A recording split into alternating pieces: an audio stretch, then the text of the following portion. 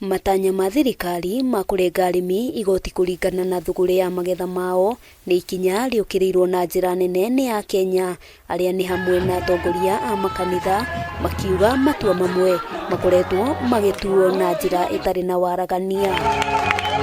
Kuringana na atongoria a makanitha kaunti-ini ya Kiambu, thirikari ni irabatara kumurika keri mamwe ma mawatho maria marahitukio ni mbunge ya bururi itemi-ini ria kwaura Mukenya, murigo munene uria akoretwo agikuithio.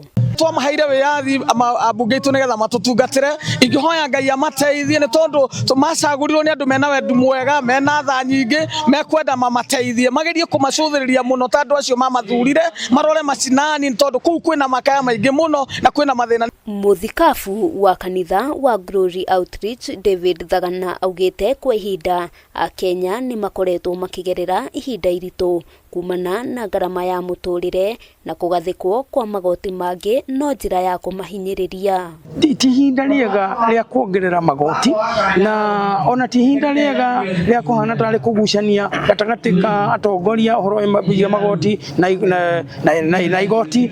Ihinda riri ni ihinda iritu muno hari andu a Kenya. Ona mundu agithie na Mercedes na mundu urengirwo mbia cia kahua kana cia irigo arathie na nginyire emwe tondu angihota kwigurira kiratu. Arimi maugite kurutithio wira kwa watho ucio gugukorwo gukimauna moko na maremwo ni gutwarithia na mbere urimi na njira iria yagiriire, magitariria thogora wa iguru wa urimi ni ndeto ingi ikoretwo ikimahinyiriria. Ringi murimi ucio ehinyiririe irigo riu wendia arihire mwana githomo, ehinyiririe one kamutu na coka hinyiririo. Thina wao hindi ya marathurwo ni makao makiaria na mwananchi wega muno, no arike ukinya kuria bunge wira wao no gucira uhoro wa nda ciao. Gukiri uguo, atongoria ya moritie bunge ya bururi gwetha kihonia kia mathina maria a Kenya makoretwo makigerera ithenya-ini ria kugathika mawatho ma kumahatiriria. Ngihota kurimaga tukendia indo citu na tutirateithika,